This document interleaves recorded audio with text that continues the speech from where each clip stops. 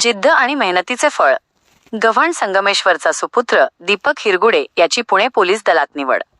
केदारखेडा. प्रतिनिधी बी.के. धसाळ.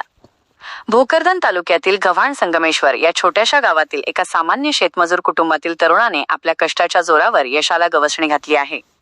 दीपक काकासाहेब हिरगुडे याची पुणे पोलीस दलात निवड झाली असून त्याच्या या यशाने संपूर्ण परिसरात आनंदाचे वातावरण पसरले आहे.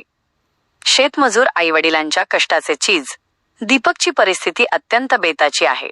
त्याचे वडील काकासाहेब हिरगुडे हे सालगडी म्हणून काम करतात, तर आई बालूबाई हिरगुडे या देखील शेतमजुरी करून घराला हातभार लावतात. आई वडिलांनी काबाड कष्ट करून दीपकला शिकवले आणि त्यानेही या परिस्थितीचे भान ठेवून जिद्दीने अभ्यास व मैदानी सराव केला. आज त्याच्या निवडीमुळे या शेतमजूर पालकांच्या डोळ्यांत आनंदाश्रू उभे राहिले आहेत.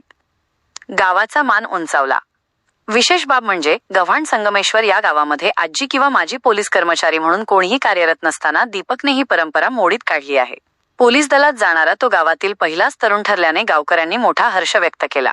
या यशात मनोज जरांगे पाटील यांचा आशीर्वाद असल्याची भावना यावेळी व्यक्त करण्यात आली.